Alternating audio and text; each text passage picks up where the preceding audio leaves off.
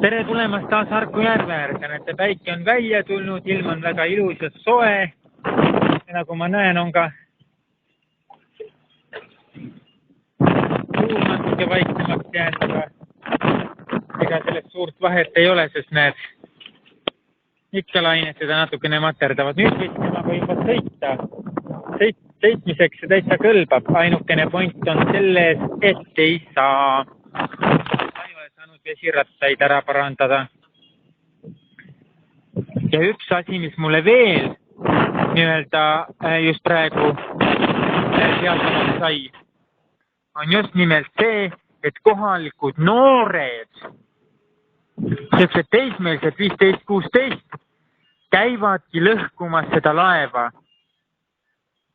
Sest minu sõber Kojamees, kellel siin lähedal palju projekte on, ta nimelt töötab haljastuses, oli näinud, kuidas noorte jõuk sõna otseses mõttes hüppas ja trampis minu laeva otsas, et seda lõhkuda. Nii siis tuleb ikkagi välja, et selle laeva lõhkujateks on kohalikud noored. Et kohalikud noored narkomaanid, sest terve mõistusega noor inimene ei tule teise inimese vara lõhkuma. Sellel inimesel, kes lõhub teise inimese vara niimoodi hooletult, tal on ilmselgelt narkootikumidega suured probleemid. Sellepärast ta käib seda laeva lõhkumas, et tal on narkootikumide vajadus ja ta ei saa kuskilt narkootikume kätte ja siis ta arvab, et kui ta minu laeva lõhub, et siis ta aitab tal sellest narkosõltuvusest üle saada. Et sellepärast käivad need noored siin seda niimoodi lõhkumas, et lihtsalt neil ei ole nagu raha, et osta narkootikume.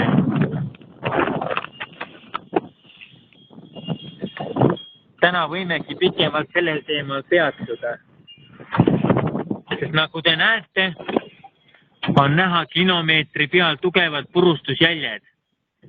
Need tugevad purustusjäljed tekitati siia siis, kui noortest narkomaanidest koosnev kamp lõhkus ära laeva kompassi, varastas ära tema baromeetri ja anemomeetri ja ka väikese kompassi jahtrist.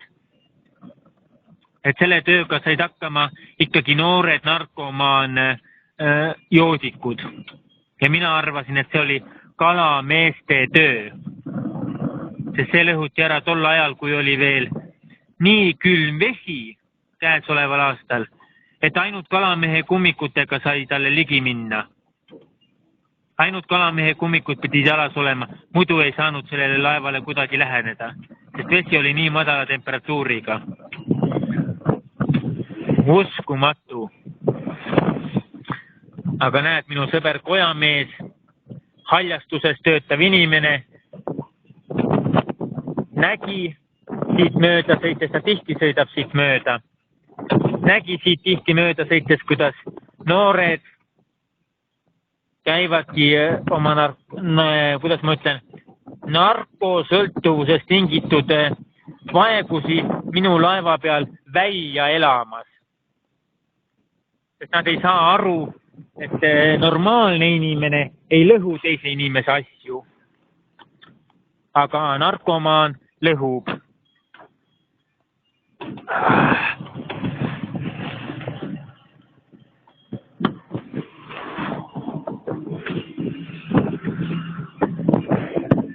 Sellepärast, et narkomaanil ei ole lihtsalt aju.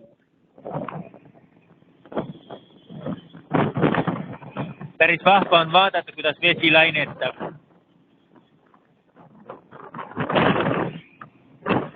Aga siin pool on märksa ohutum, rahulikum. Siin ei puhu nimelt tuul mikrofonisse nii palju. Aga tuulekell käib küll metsiku jõuga ringi. Tuul on täna ikka üllatavalt tugev. Uskumatu. Uskumatu, mida need noored võivad teha. Lihtsalt sellepärast, et nad ei saa narkootikume osta, neil pole raha narkootikumide jaoks. Siis tulevad minu laeva lõhkuma. Uskumatud narkomaanid. Hale hakkab sellistest inimestest lihtsalt.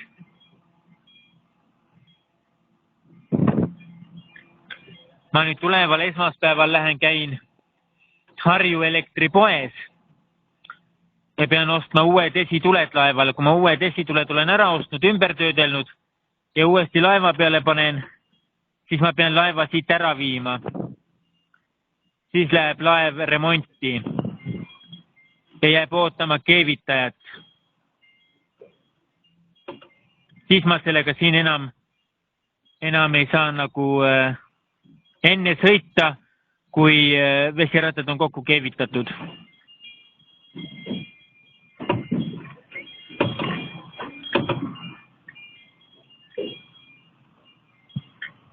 Jah. Midagi muud ei ole teha. Aga millal see teoks saab, seda ma veel kindlalt ei tea. Siis kui ma toast täna välja tulin, siis oli väga ilus ilm. Päike paistis, tuult ei olnud, täielik tuulevaikus, no ma olin majade vahel ka. Aga ma vaatan, et nii kui ma siia jõudsin, nii lõi tuule käima ja hakkas kohe tuulekest puhuma. Oh.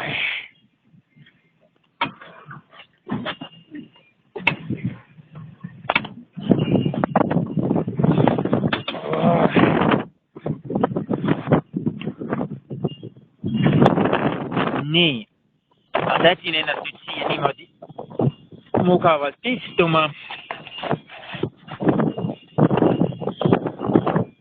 Sätin ennast niimoodi mugavalt istuma ja naudin oma vesivelo pardal viibimist. Oma suure kallilaeva pardal viibimist naudin mina praegu.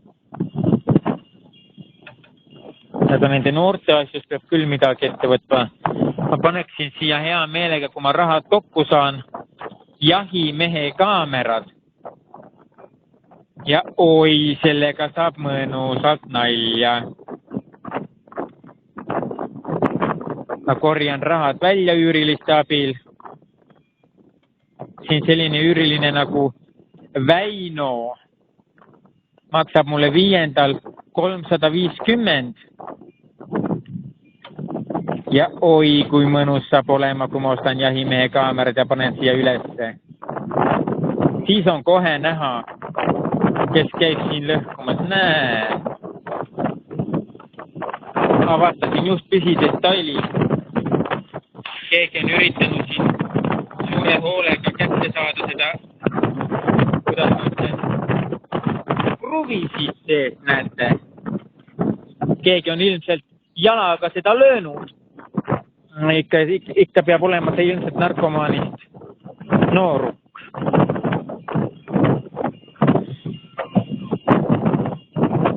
Aga samas ei ole midagi parata ka. Narkomaanid tavaliselt teevadki selliseid asju. Kui neil ei ole raha narkootikumide ostmiseks, siis nad hakkavad varastama. See on ju ilmselge ja loogiline käik.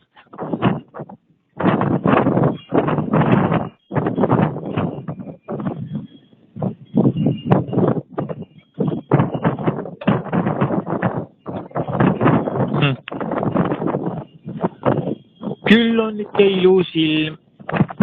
Näete.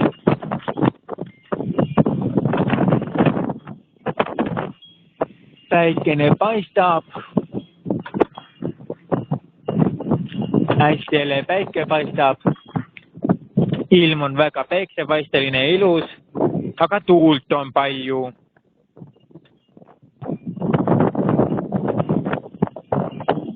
Praegu ma ei saa mitte midagi teha, sest mul on tööriistad kõik kodus.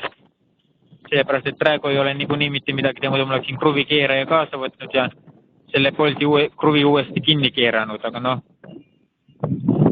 praegu tuleb lasta olla niimoodi, nagu ta on. Eks ma täna kas õhtul või homme hommikul keeran selle kinni.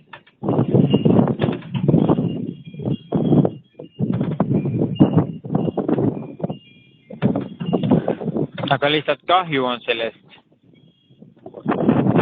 et siin niimoodi lõhkumas käiakse. See võib-olla tuleb ka sellest, et need noored ei ole hästi kasvatatud. Nad on düsfunktsionaalsetest peredest, mis tähendab, et pere, kuidas ma ütlen, ei tööta. Ja siis nad arvavad, et kui nad on düsfunktsionaalsetest peredest pärit, et siis nad võivadki karistamatult teiste asju lõhkuda.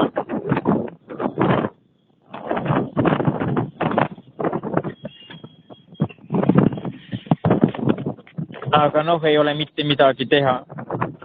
Mina neid kasvatama ei hakka, see on ilmselge. Mul pole vaja neid kasvatada. Aga lihtsalt mul on kahju nendest. See narkosõltuvus on nende noorte elu nii persse keeranud, et nad ei saa mitte midagi teha.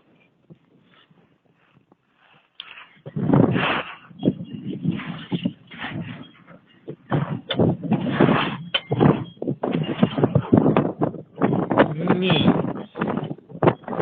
Vaatame, nüüd peaks olema palju mugavam. Ja siit on ka palju mugavam vaadata lainte loksumist. Selle video taustaks on näha, kuidas lained loksutavad laeva.